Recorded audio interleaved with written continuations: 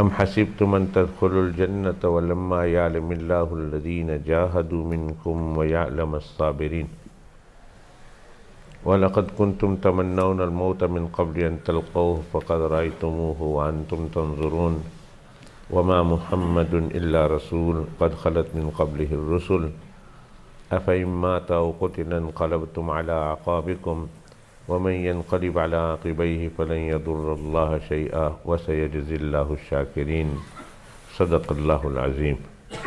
اللهم صل على محمد وعلى آل محمد كما صليت على إبراهيم وعلى آل إبراهيم إنك حميد مجيد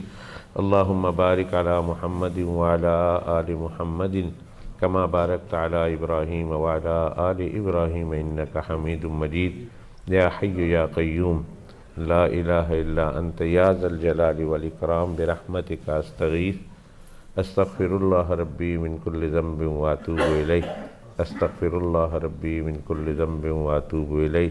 استغفر اللہ ربی من کل ذنب واتوب الیہ۔ گزشتہ مجلس میں اللہ سبحانہ و تعالیٰ کی عطا کردہ توفیق سے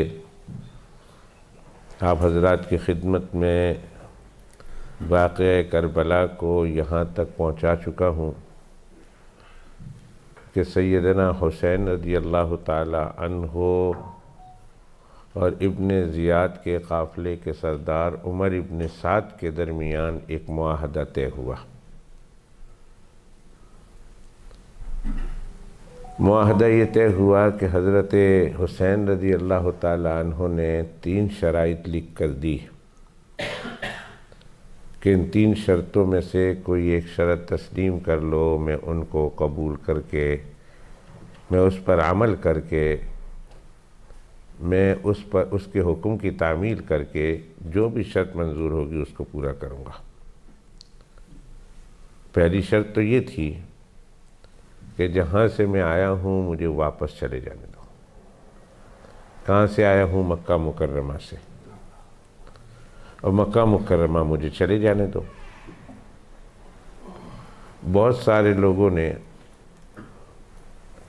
اس سے پہلے حضرت سیدنا حسین رضی اللہ تعالی عنہ سے یہ کہا تھا کہ پیارے حسین آپ کوفہ کی طرف مت جائیں، یہ کوفہ والے بڑے بے وفا ہیں، بد عہد ہیں، عہد شکن ہیں، یہ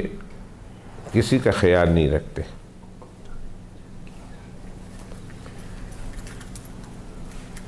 اگر کچھ ہوا تو یہ آپ کا ساتھ چھوڑ دیں گے، اور آپ مکہ مکرمہ میں ہیں، پورا مرکز اسلام اور حجاز آپ کی عزت کرتا ہے، آپ کی تعظیم کرتا ہے، آپ کا احترام کرتا ہے، تو وہاں جا کر اپنے آپ کو خواہ مخواہ خجل کرنا، شرمندہ کرنا اور وہاں اپنے آپ کو تکلیف میں ڈالنا کیا مطلب ہے؟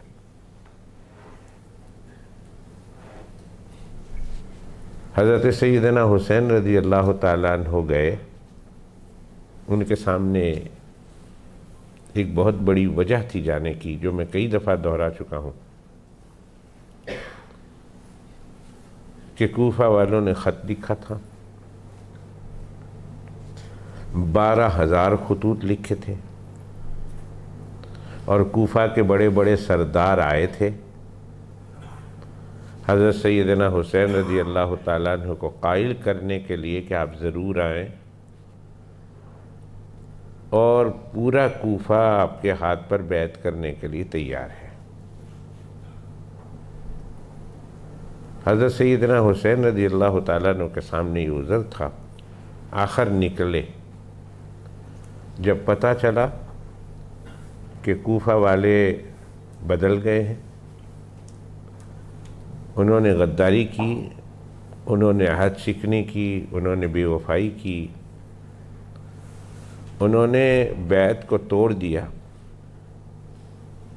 اور وہی لوگ اب میرے جان کے پیچھے پڑے ہوئے ہیں۔ تو حضرت سیدنا حسین رضی اللہ تعالیٰ عنہ نے بجائے کوفہ جانے کے ابن زیاد کے سامنے یہ شرط رکھی کہ میں جہاں سے آیا ہوں مجھے واپس چلے جانے دو، یعنی مکہ مکرمہ۔ اگر مجھے مکہ مکرمہ نہیں جانے دیتے تو مجھے سرحد اسلامی پر بھیج دو،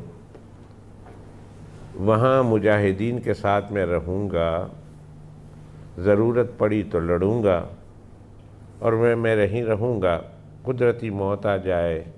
یا پھر اللہ میری جان کو قبول کر لے، شہید ہو جاؤں، میں مرکز اسلام یعنی سرحد اسلام پر میں رہوں گا اور مرکز اسلام پر آنچ آنے نہیں دوں گا۔ اور اگر یہ شرط بھی منظور نہیں تو پھر مجھے سیریا جانے دو۔ حضرت حسین رضی اللہ تعالیٰ عنہ مکہ مکرمہ سے کوفہ آ رہے تھے۔ ذہن میں رہے کہ سیریا اس زمانے میں دارالخلافہ اور کیپٹل تھا۔ حضرت حسین رضی اللہ تعالیٰ عنہ سیریا نہیں جا رہے ہیں، کوفہ آ رہے ہیں، اور کوفہ اس لیے آ رہے ہیں کہ کوفہ والوں نے بلایا ہے کہ آپ ادھر آئیں۔ ہم بادشاہ کے ہاتھ پر، یزید کے ہاتھ پر بیعت کرنے کے لیے تیار نہیں ہیں، ہم آپ کے ہاتھ پر بیعت کرنے کے لیے تیار ہیں، آپ آ جائیں اور یہاں آ کر آپ ہماری بیعت لیں۔ تو حضرت حسین رضی اللہ تعالیٰ عنہ کوفہ جا رہے ہیں۔ راستے میں گھیر لیا گیا تو انہوں نے کہا مجھے سیریا جانے دو، سیریا میں یزید بیٹھا ہوا ہے، مسلمانوں کا بادشاہ بیٹھا ہوا ہے،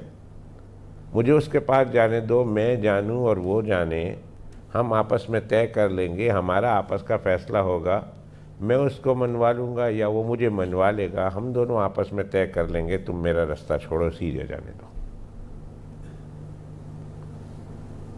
یہ تین شرطیں سیدنا حسین رضی اللہ تعالیٰ عنہ نے عمر ابن سعد کے لشکر کے آ جانے کے بعد عمر بن سعد کے سامنے پیش کی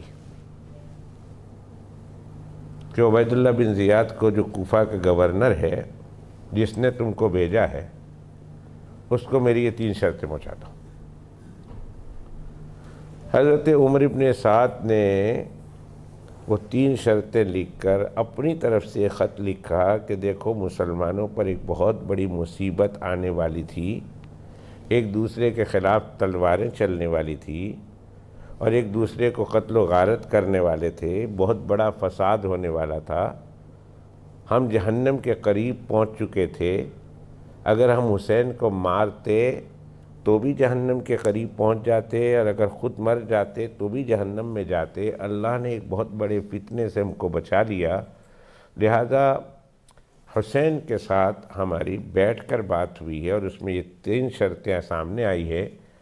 اور اس تین شرطوں میں سے کسی ایک شرط کو قبول کرنے سے مسلمان اور عالم اسلام ایک بہت بڑی لڑائی سے بچ جائے گا۔ ہماری تلواریں قافلہ حسینی کے لوگوں سے نہیں بھریں گی، ان کے خونوں سے نہیں بھریں گی، اور اللہ کے یہاں سرخرو ہو جائیں گے۔ یہ خط لکھا اور خط لکھنے کے بعد عبید اللہ بن زیاد کو کوفہ بھیجا کہ حضرت حسین کی یہ تین شرطیں، ان تین شرطوں کو قبول کر لو، بہت اچھی شرطیں ہیں۔ حضرت حسین رضی اللہ تعالیٰ عنہ کی جب یہ تین شرطیں کوفہ کے گورنر عبید اللہ بن زیاد کو ملتی ہیں تو عبید اللہ بن زیاد بھی بہت خوش ہوتا ہے۔ حضرت حسین رضی اللہ تعالیٰ عنہ کی عقل مندی کی تعریف کرتا ہے،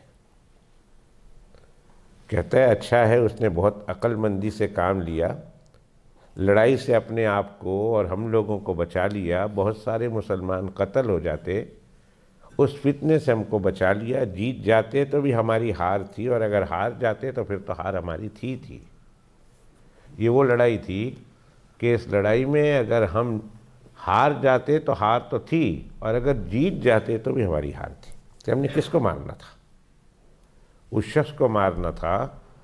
کہ جس شخص کو اللہ کے پیغمبر علیہ السلام نے جنت کے جوانوں کا سردار بتایا تھا۔ ہم ہر جمعہ کو یہ حدیث پاک سنتے ہیں کہ حضرت سیدنا حسین اور سیدنا حسن رضی اللہ تعالیٰ عنہما دونوں کے بارے میں جناب رسول اللہ صلی اللہ علیہ وسلم نے فرمایا تھا سیدہ شباب اہل الجنہ، جنت میں جو دنیا سے جوان شہید مر کر جائیں گے، کل جنت میں ان جوانوں کے سردار سیدنا حسن اور سیدنا حسین ہوں گے۔ اور جو بوڑھے ہو کر جائیں گے، مریں گے دنیا سے 70-80 سال، جس کی 60-70-80 سال کی عمر میں جس کا انتقال ہوا، جب وہ جنت میں جائیں گے تو ان کے سردار تو ہوں گے سیدنا ابو بکر، سیدنا عمر۔ دونوں کے بارے میں فرمایا سیدہ کہول اہل الجنہ، کہ جنت میں جانے والے جو دنیا سے بوڑھے ہو کر گئے تھے ان کے سردار تو ابو بکر اور عمر ہوں گے، اور دنیا سے جو جوان ہو کر مر گئے ہیں جوانی کی حالت میں، ان کے سردار حضرت حسن اور حضرت حسین ہوں گے۔ تو ہم ان کو مارنے جا رہے تھے، ہماری ان کے ساتھ لڑائی ہو رہی تھی، ہار جاتے تو ہار جائیں گے، لیکن اگر جیت بھی گئے ان پر تو ہماری ہار ہے۔ یہ وہ لڑائی ہے، اور ہم کس سے لڑنے جا رہے ہیں؟ اس شخص سے لڑنے کے لیے جا رہے ہیں کہ جن کا بابا سیدنا علی المرتضیٰ ہے، چوتھا خلیفہ راشد ہے، اور ان کے بڑے بڑے اعلیٰ درجے ہیں، مقام ہیں اللہ کے یہاں، اللہ کے رسول کے یہاں۔ کل قیامت کے دن اگر ہم لڑ کر ان کے بیٹے کو ہم نے شہید کر دیا تو کل قیامت کے دن حضرت علی رضی اللہ تعالیٰ عنہ کے ساتھ کس منہ کے ساتھ سامنا کریں گے کہ ہم نے تمہارے بیٹے کو مار دیا؟ اور سیدنا علی المرتضیٰ رضی اللہ تعالیٰ عنہ کے بارے میں روایتوں میں آتا ہے کہ اللہ کے پیغمبر علیہ السلام کے حوض کوثر پر وہ بھی ہوں گے، اور نبی کریم صلی اللہ علیہ وسلم کے حوض کوثر سے اس پانی کا جام بھر بھر کر اللہ کے پیغمبر علیہ السلام کے امتیوں کو پلائیں گے، حضرت علی رضی اللہ تعالیٰ۔ اب حضرت علی رضی اللہ تعالیٰ عنہ پلائیں گے، ابو بکر پلائیں گے، عمر پلائیں گے، خود سرور دو عالم صلی اللہ علیہ وسلم بعض لوگوں کو حوض کوثر سے جام بھر بھر کر پلائیں گے۔ تو اگر ہم میں سے ان کے بیٹے کے ساتھ لڑائی ہوئی اور ہم گئے حوض کوثر پر پانی پینے کے لیے، اور حضرت علی رضی اللہ تعالیٰ عنہ کے سامنے آمنا سامنا ہو گیا، تو کیا وہ ہمیں پانی پینے دیں گے؟ اور ان کی والدہ کون ہے؟ والدہ کے بارے میں جناب رسول اللہ صلی اللہ علیہ وسلم نے فرمایا سیدۃ نساء اہل الجنت فاطمہ، فاطمہ تمام جنتیوں کی عورتوں کی سردار ہوں گی۔ تو اس کے بیٹے کو ہم ماریں گے، ہم اس کے بیٹے کے ساتھ لڑائی کریں گے، اور اس کے بیٹے کے ساتھ ہم جو ہے جہاد کریں گے، جنگ کریں گے، اور اس کو ہم اس جنگ میں اور جہاد میں شہید کریں گے، قتل کریں گے۔ اور ان سب سے بڑھ کر ان کے نانا ہے جناب رسول اللہ صلی اللہ علیہ وسلم۔ اگر ہم نے ان کو شہید کر دیا تو جناب رسول اللہ صلی اللہ علیہ وسلم کی سفارش کے اور شفاعت کے ہم محتاج ہیں۔ کل قیامت کے دن اللہ کے پیغمبر علیہ السلام کے سامنے کیا منہ لے کر ہم سفارش کی درخواست لے کر جائیں گے کہ اللہ کے پیغمبر ہمارے لیے اللہ کی پاک بارگاہ میں ہمارے گناہوں کی سفارش کریں اور اللہ سے معافی مانگیں کہ ہم نے ان کے نواسے کو شہید کر دیا ہو۔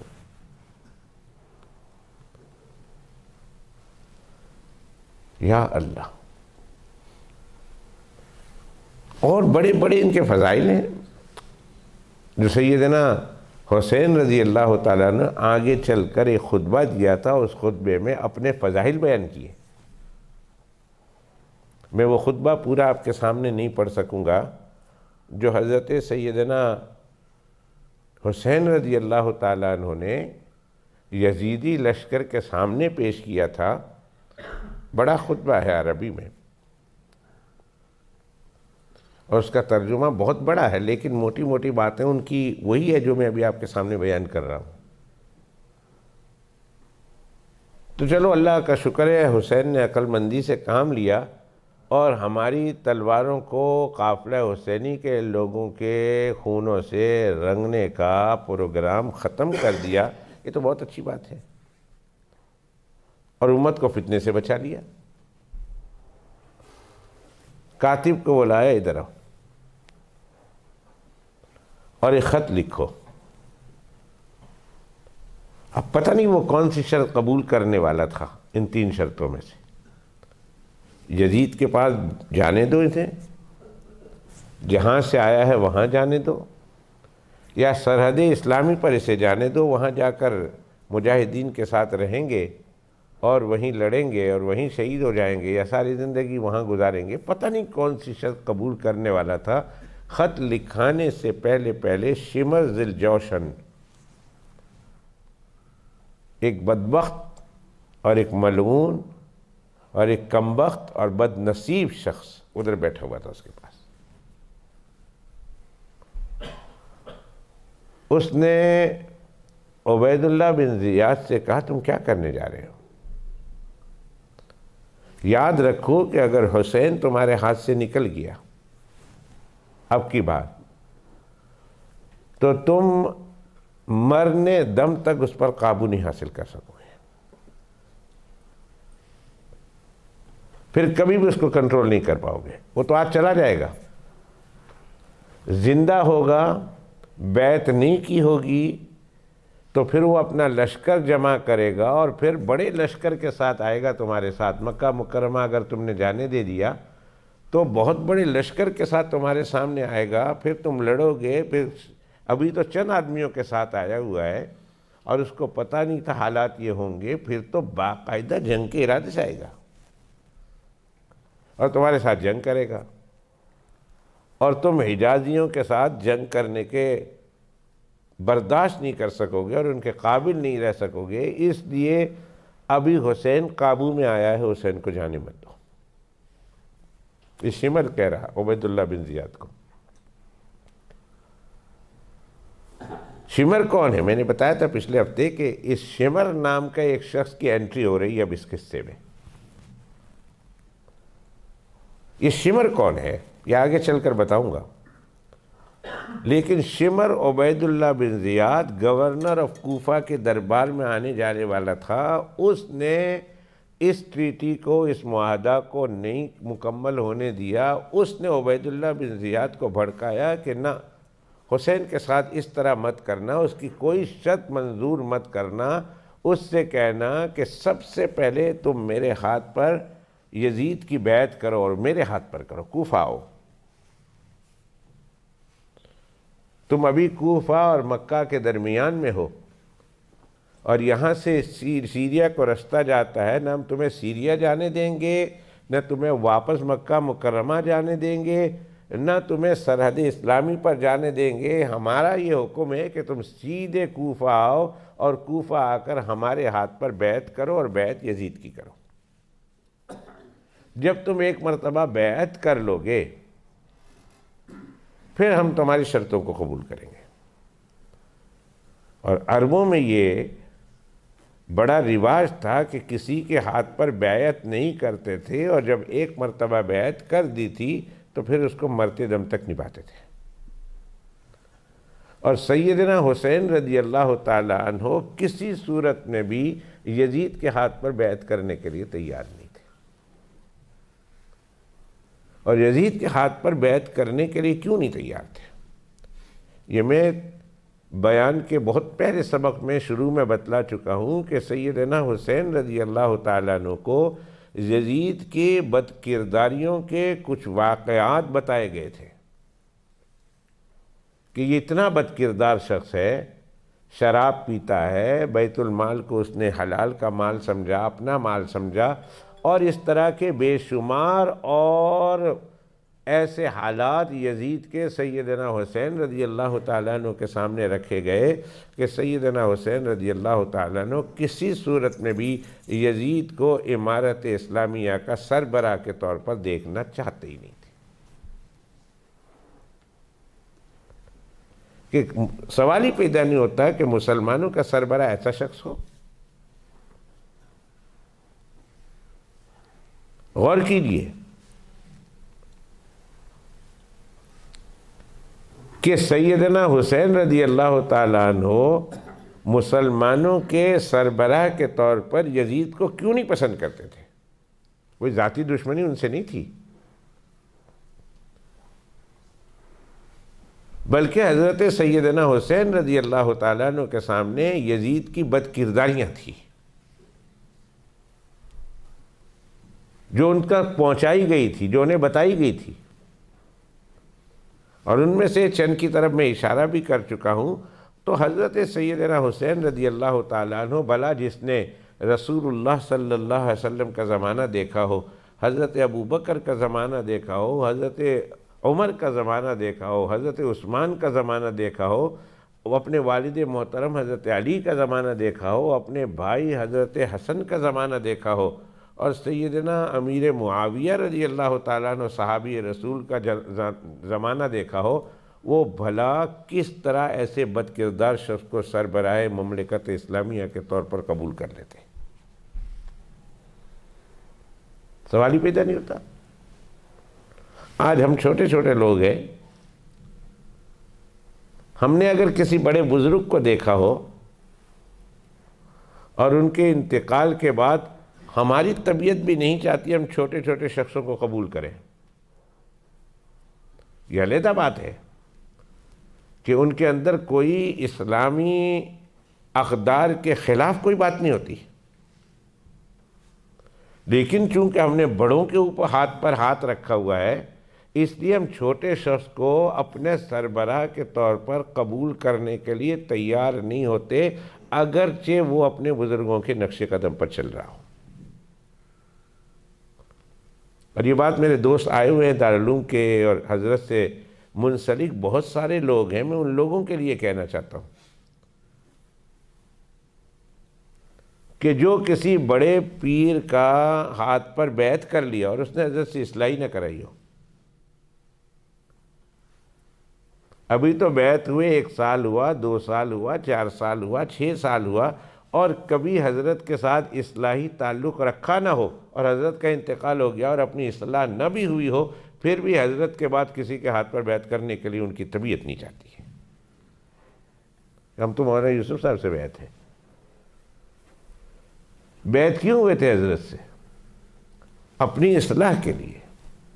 کہ کوئی انسان کسی کے ہاتھ پر بیعت کرتا ہے تو بیعت کا مقصد اصلاح ہوتی ہے، اپنے اندر کی گندگی کو دور کرنا، اخلاق صالحہ کو، اخلاق حسنہ کو اپنے اندر لانا، اور رذائل کو اور تمام گندی باتوں کو اپنے سے دور کرنا، یہ بیعت کا خلاصہ ہے۔ کسی کے ہاتھ میں ہم ہاتھ اس لیے دیتے ہیں کہ ہم اس کے پاس بیٹھ کر اپنے اندر جتنے برے اخلاق ہیں، برے اخلاق اپنے سے دور کریں گے، حسد دور کریں گے، کینہ دور کریں گے، بغض دور کریں گے، عداوت دور کریں گے، اور بہت ساری روح کی بیماریاں ہیں، طمع دور کریں گے۔ میں آپ کو بتلا چکا ہوں، ہزارہا بیماریاں ہیں روح کی، ہماری روح بیمار ہے، اور ہم بیمار روح کی اصلاح کریں گے، اس لیے تو کسی کے ہاتھ پر بیعت ہوتے ہیں۔ اور اس کے ساتھ ساتھ ایک دوسرا یہ ہے کہ جتنے اخلاق حسنہ ہیں، اخلاق عظیمہ ہیں، اخلاق کریمہ ہیں، وہ اپنے اندر لائیں گے۔ بیعت کا مقصد یہ ہے۔ 2 طرح کی بیعت ہوتی ہے، ایک بیعت ہوتی ہے اصلاح کے لیے، اور ایک بیعت ہوتی ہے تبرک کے لیے، برکت حاصل کرنے کے لیے۔ تو بیعت برکت کے لیے کر لو، ٹھیک ہے، بزرگوں کی جو برکتیں ہوں گی، برکتیں یقیناً مل جائیں گی، لیکن اصلاح کی کوئی گارنٹی نہیں۔ برکتیں بزرگوں سے مل جائے گی۔ اور ایک بیعت ہوتی ہے اصلاح کے لیے کہ میں نے اپنے اندر کی تمام بیماریوں کو دور کرنا ہے اور اپنے اندر تمام خوبیاں لانا ہے۔ اور اصل بیعت یہی ہے، اصل بیعت یہ بیعت تبریک اور بیعت اصلاح و ارشاد، بیعت 2 ہوتے ہیں۔ تبریک کا معنی برکت حاصل کرنے کے لیے۔ ہمارے چھوٹے چھوٹے بچے ہوتے ہیں، کوئی بڑا بزرگ آ جائے، وہ بیعت کرا رہا ہو، ہم اپنے چھوٹے بچے کو کہتے ہیں حضرت سے تمہیں بیعت کر لو۔ بس وہی اس نے زندگی میں حضرت کو دیکھا اور حضرت کے جو بول دیے، جو حضرت بلوا رہے تھے وہ بول دیے، وہ بیعت ہو گئی، ختم، وہ برکت حاصل ہو گئی۔ لیکن ایک بیعت ہوتی ہے بیعت اصلاح و ارشاد، کہ اس کے ذریعہ سے اپنے اندر کے تمام برے خصائل کو دور کرنا، رذائل کو دور کرنا، اور اپنے اندر اچھے خصائل اور فضائل لانا، بیعت اس لیے، اور یہ اصل بیعت ہے۔ تو ابھی تو اصلاح ہوئی نہیں، ابھی حضرت سے بیعت ہوئے 1 سال ہوا، حضرت سے بیعت ہوئے 2 سال ہوئے، حضرت سے بیعت ہوئے 3 سال ہوئے، خط و کتابت نہیں ہوئی، کوئی لکھت پڑھت نہیں ہوئی، کوئی حضرت کے ساتھ معاملہ آگے نہیں بڑھا، اور حضرت اللہ کی رحمت کو چلے گئے، تو اب ان لوگوں کو شرم آتی ہے دوسرے حضرت کے کسی خلفاء یا حضرت کے کسی مجازین کے ہاتھوں پر بیعت کرنے سے، کہ ہم نے تو حضرت سے بیعت کی، حالانکہ بیعت کا مقصد ہی وہ نہیں سمجھے۔ بیعت کا مقصد تھا اپنی اصلاح کرنا۔ کیا آپ کی اصلاح ہو گئی ہے؟ اور کیا انسان آخری وقت تک اصلاح کا محتاج نہیں ہے؟ مجھے سیدنا یوسف علیہ نبینا وعلیہ السلام یاد آ گئے، اور سیدنا یوسف علیہ نبینا وعلیہ السلام کا وہ جملہ یاد آیا جو اللہ نے قرآن مجید میں نقل کیا، اور اس جملے سے قرآن مجید کا 13واں پارہ شروع ہوتا ہے۔ 13واں پارہ جو شروع ہوتا ہے، 13th پارہ، وہ حضرت سیدنا یوسف علیہ نبینا وعلیہ السلام کے جملے سے شروع ہوتا ہے۔ وَمَا أُبَرِّئُ نَفْسِي، وَمَا أُبَرِّئُ ہے نا 13واں سپارہ، وَمَا أُبَرِّئُ نَفْسِي إِنَّ النَّفْسَ لَأَمَّارَةٌ بِالسُّوءِ إِلَّا مَا رَحِمَ رَبِّي إِنَّ رَبِّي غَفُورٌ رَحِيمٌ۔ سیدنا یوسف علیہ السلام فرماتے ہیں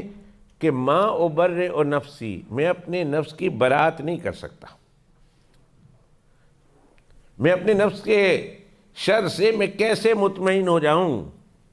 ان النفس لامارۃ بالسوء، اس لیے کہ یہ نفس تو ہمیشہ برائی کا حکم دیتا ہے، برائی کی طرف چلاتا ہے۔ جس پر اللہ کا فضل شامل حال ہو جائے اس کا نفس تو اس کے قابو میں آ جاتا ہے، ورنہ نفس کی شرارت یہ ہے کہ ہمیشہ انسان کو گناہ کی طرف دعوت دیتا ہے، ہمیشہ۔ اور یوسف علیہ السلام فرماتے ہیں ما أبرئ نفسی، میں اپنی نفس کی برات نہیں کرتا، اس لیے کہ ان النفس لامارۃ بالسوء، تو ہمیشہ گناہ کی طرف لے جاتا ہے، اس کے اوپر ہر وقت نظر رہے تو وہ قابو میں رہتا ہے، اور اگر وہ اس کو موقع ملے گا اور آپ نے ذرا اس سے توجہ ہٹائی وہ ڈس لے گا۔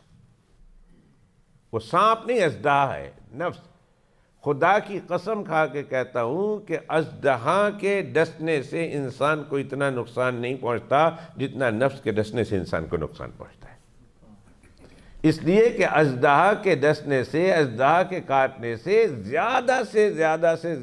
زیادہ یہ ہوگا کہ انسان قبر کے گڑھے میں اتر جائے گا، لیکن اگر نفس نے ڈس لیا اور اس کی اصلاح نہیں کی تو پھر انسان کو جہنم کے گڑھے میں اترنا پڑے گا، جہنم کے گڑھے میں جانا پڑے گا، اس لیے کہ وہ تو جہنم کی راہ لے جاتا ہے۔ اب مجھے بتاؤ کہ قبر میں جانا آسان ہے یا جہنم میں اترنا آسان؟ کون سا جانا مشکل ہے؟ جہنم میں جانا۔ تو اس لیے نفس کی اصلاح از حد ضروری ہے، اور اس کی طرف توجہ از حد ضروری ہے۔ ہاں، آپ نے مجاہدہ کر کے، ریاضتیں کر کے، اور پھر دعائیں کر کے، آپ نے تسبیحات کر کے، آپ نے ذکر اللہ کر کے اپنے نفس کو قابو میں کر لیا ہے، تو نفس کے شرور سے مطمئن نہ ہوجئے، جب کبھی وہ آپ کو غافل پائے گا فوراً حملہ کرے گا۔ مولانا جلال الدین رومی رحمۃ اللہ علیہ نے بڑا عجیب واقعہ بیان کیا کہ ایک شخص، سردی کا موسم ہے، ایک شخص کے گھر میں آگ جلانے کے لیے لکڑی ختم ہو گئی، وہ باہر لکڑی لینے کے لیے گیا۔ برف پڑی ہوئی تھی، برف کو ہٹا کر اس نے لکڑیاں چنی ہیں، لکڑیاں اٹھائی، اور لکڑیاں اٹھائی، اور اٹھانے کے بعد اس کو تھیلے میں ڈالا اور اپنے گھر لے آیا، انگیٹھی جلائی۔ چونکہ لکڑیاں گیلی تھی اس لیے اس نے اس آگ کے سامنے اس نے لکڑیاں رکھ دی، تاکہ لکڑیوں کے اندر سے جو گیلا پن ہے وہ سوکھ جائے آگ کی وجہ سے، اور لکڑیاں سوکھ جائیں۔ کہتے ہیں رات کا وقت تھا، اس نے لکڑیوں میں جب اس میں انگیٹھی میں اور ہیٹر میں جہاں وہ آگ لگا رہا تھا اس میں آگ کم ہو گئی، تو اس نے لکڑی لینے کے لیے ہاتھ بڑھایا تو یکایک کسی چیز نے اس پر حملہ کر دیا، اور اس قدر حملہ کیا، اس قدر زور کا حملہ تھا کہ اس نے جب ہاتھ نکالا اس میں سے تو دیکھا کہ کوئی چیز ڈس کے گئی ہے، وہ سمجھا بچھو ہے یا کیا سانپ ہے، اور یہ بچھو اور سانپ کہاں آیا، اسی تردد میں تھا، اسی فکر میں تھا، گھر والوں کو بلایا، ڈاکٹر کے آنے سے پہلے اس کا انتقال ہو گیا۔ مولانا جلال الدین رومی رحمۃ اللہ علیہ فرماتے ہوا کیا تھا، ہوا یہ تھا کہ وہ جب وہ گیا تھا جنگل میں لکڑی لینے کے لیے تو بہت ساری لکڑیاں اس نے اٹھائی، لیکن ایک اژدہا، ایک سانپ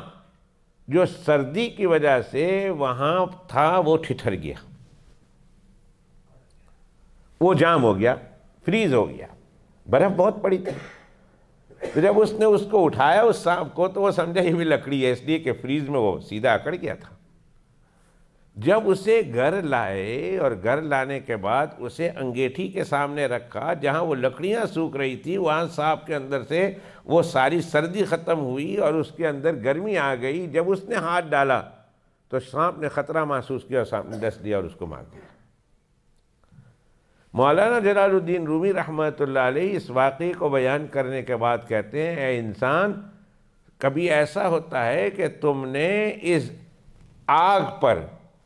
نفس کی آگ پر تم نے برف ڈال ڈال کے، تم نے ذکر اللہ کر کے، تم نے ریاضتیں کر کے، تم نے مجاہدہ کر کے، تم نے بزرگوں کے پاس بیٹھ کر اس آگ پر تم نے برف ڈالی ہے، اور برف ڈالنے کے نتیجے میں تمہارا نفس تمہارے قابو میں آ گیا۔ اب خدا نہ خواستہ اس نفس کو کہیں تمہارے گناہوں کی آگ ملی، تم نے اگر کوئی گناہ کیا اور اس نفس کو تمہارے گناہوں کی آگ ملی، پھر یہ جو اژدہا تمہارے قلب میں بیٹھا ہوا ہے پھر اس میں حرکت پیدا ہوگی، اور جب یہ پھر دوبارہ جاگے گا تو تمہارے اوپر حملہ کر کے تمہیں مار دے گا، تمہیں جہنم میں پہنچا دے گا۔ مولانا جلال الدین رومی رحمۃ اللہ فرماتے ہیں، اس لیے اے بندے ہمیشہ اس نفس کی طرف تمہاری توجہ رہے، دھیان رہے، ہمیشہ اس کو مجاہدہ کے ذریعہ، ذکر اللہ کے ذریعہ، تسبیحات کے ذریعہ سے اس نفس کو قابو میں رکھنا، کہیں اس کو گناہ کی آگ مت دکھانا۔ اگر گناہ کی آگ اسے لگ گئی تو پھر یہ دوبارہ زندہ ہو جائے گا، اور دوبارہ زندہ ہونے کے بعد تمہارے اوپر حملہ کرے گا، اور تمہیں ڈس لے گا، اور ڈسے گا اس طرح کہ تمہیں جہنم کے گڑھے میں اتار دے گا۔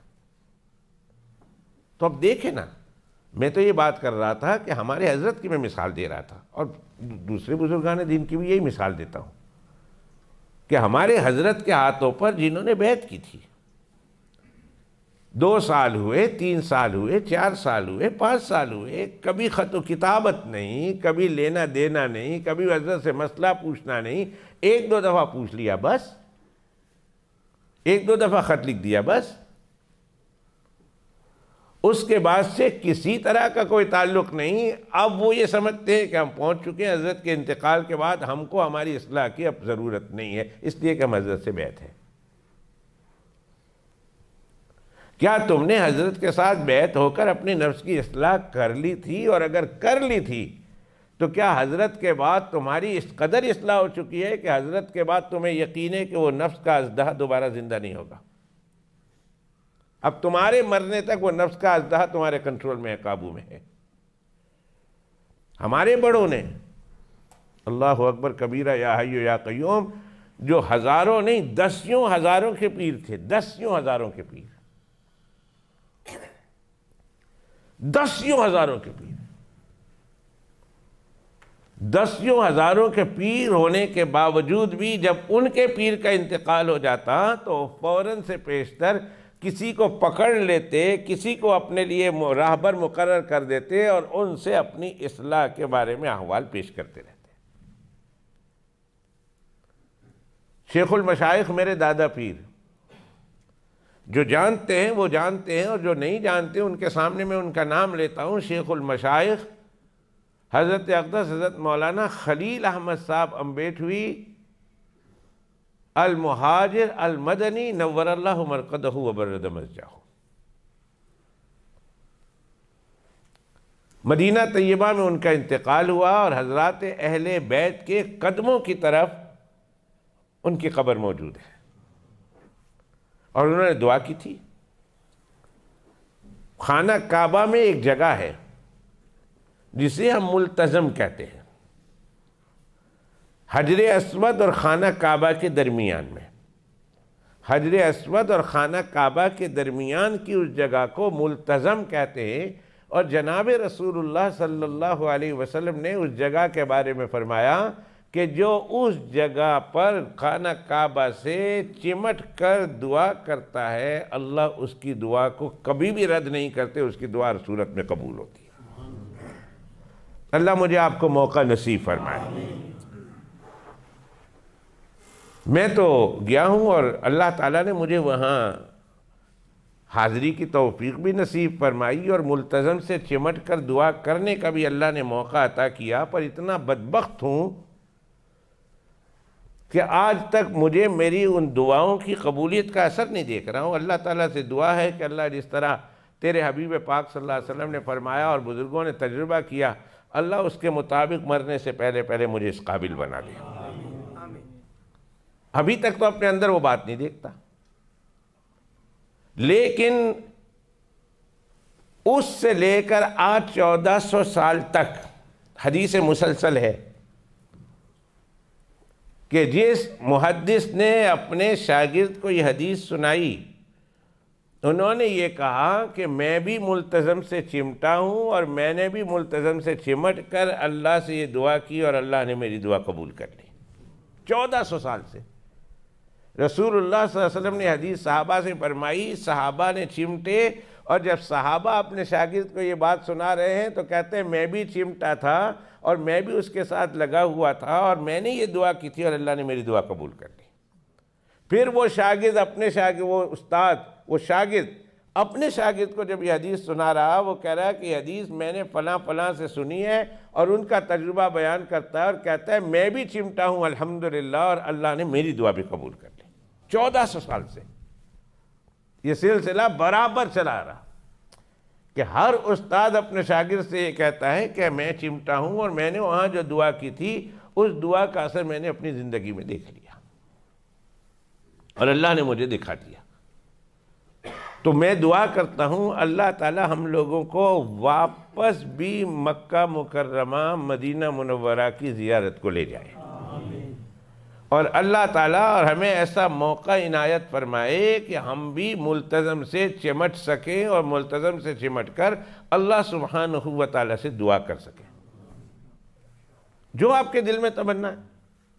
کسی نے دنیا کے لیے مانگا، کسی نے علم کے لیے مانگا، کسی نے عمل کے لیے مانگا، کسی نے موت کے لیے مانگا، کسی نے قبر کے لیے مانگا، کسی نے حشر کے لیے مانگا اور کسی نے جنت کے لیے مانگا، اور جس نے جو مانگا، دنیا کی حد تک کہتا ہوں کہ اللہ سبحانہ و تعالیٰ نے ان کی دنیا کی ہر مرادیں جو وہاں مانگی گئی پوری کی ہے، اور جو اللہ دنیا کی مانگی گئی مراد پوری کرتا ہے، اللہ آخرت کی مانگی جانے والی مرادیں کیوں پوری نہ کرے گا؟ تو یہ خانہ کعبہ کے دروازے تک حجر اسود سے اور خانہ کعبہ کے درمیان ہے، چمٹنے کی جگہ، اس کو چمٹنے کی جگہ کہتا ہے، چونکہ انسان جب چمٹ جاتا ہے اور اس کے ساتھ سینہ لگا لیتا ہے اور سینہ لگا کر دعا کرتا ہے تو 5 منٹ کے لیے بھی مل جائے، 10 منٹ کے لیے بھی مل جائے، وہاں سے لوگ ہٹنا ہی نہیں چاہتے، پھر زبردستی کوئی اس سے پیندا ہے انہوں چھینک کے ہٹاتا ہے وہاں سے۔ بھائی تم نے مانگ لی ہے، رو لیا ہے، تم نے مانگ لی ہے، اللہ سے امید رکھو اللہ قبول کریں گے، تم دوسرے بھائی کو موقع دو تاکہ وہ بھی چمٹے اور وہ بھی چمٹ کر اللہ سے مانگ لے اپنے لیے۔ تو ملتزم وہ مقام ہے کہ اللہ کے پیغمبر علیہ السلام نے فرمایا کہ یہاں چمٹ کر اللہ سے دعا مانگو اور یہاں جو دعا مانگی جاتی ہے وہ قبول ہوتی ہے۔ تو ہمارے دادا پیر تھے حضرت اقدس مولانا خلیل احمد صاحب امبیٹوی نور اللہ مرقدہ وبرد مسجدہ۔ تو ہمارے دادا پیر رحمت اللہ علیہ وہاں چمٹے ہیں اور اللہ سے 3 دعا کی، 3 دعائیں کی۔ ایک دعا یہ کی کہ اس زمانے میں، حضرت کے زمانے میں بہت بد امنی تھی مکہ مکرمہ میں، شریف مکہ کا دور تھا، تاریخ خلافت عثمانیہ دم توڑ رہی تھی، بلکہ دم توڑ چکی تھی، اور اس زمانے میں وہاں بہت بد امنی تھی۔ ترکوں کی خلافت ختم ہو رہی تھی، عربوں کی خلافت آ رہی تھی، اور وہاں لوٹ مار تھا، لڑائی جھگڑے تھے، بے شمار وہاں مسائل تھے حاجیوں کے لیے۔ تو حضرت نے وہاں چمٹ کر اللہ سے یہ دعا کی کہ اللہ میں یہاں چمٹ کر تیری پاک بارگاہ میں دعا کر رہا ہوں کہ اللہ مکہ کی طرف آنے والے راستوں میں امن نصیب فرما، تاکہ حاجی کم از کم امن کے ساتھ آ سکے، امن کے ساتھ یہاں تیرے گھر کا طواف کر سکے، امن کے ساتھ رہ سکے، امن کے ساتھ آ سکے، امن کے ساتھ جا سکے۔ ایک دعا تو یہ کی، اور حضرت خود فرمایا کرتے تھے کہ الحمدللہ اللہ نے بندہ کو ان آنکھوں سے دکھایا کہ میری حیات میں نے مکہ مکرمہ کے آنے جانے والے راستے میں امن دیکھا، اور اللہ نے مجھے دکھا دیا، سکون ہو گیا، لڑائی جھگڑے ختم ہو گئے، لوٹ مار ختم ہو گیا، چوری چکاری ختم ہو گئی، قتل غارت ختم ہو گیا، اور اللہ نے بالکل اطمینان کر دیا، اور میری وہ دعا کی قبولیت کا اثر اللہ نے مجھے دکھایا۔ دوسری وہ دعا کی کہ اللہ میں ابو داؤد شریف حدیث پاک کی کتاب ہے، حدیث پاک کی کتاب ہے، اور کوئی بچہ اس وقت تک عالم نہیں بنتا جب تک کہ حدیث پاک کی اس کتاب کو پڑھ نہ لے۔ سنن ابو داؤد نام ہے، اور لکھنے والے امام ابو داؤد رحمت اللہ علیہ بہت سجستانی، جو آج کل ایران کے پاس ہے، ایران کے ایریے میں ہے، اور اس سے آگے افغانستان تک یہ سلسلہ چلتا ہے، اس علاقے کے رہنے والے تھے امام ابو داؤد رحمت اللہ علیہ۔ ان کی کتاب حدیث پاک کی ہے سنن ابو داؤد، اور حضرت اس کی کامنٹری عربی میں لکھ رہے تھے، عربی میں،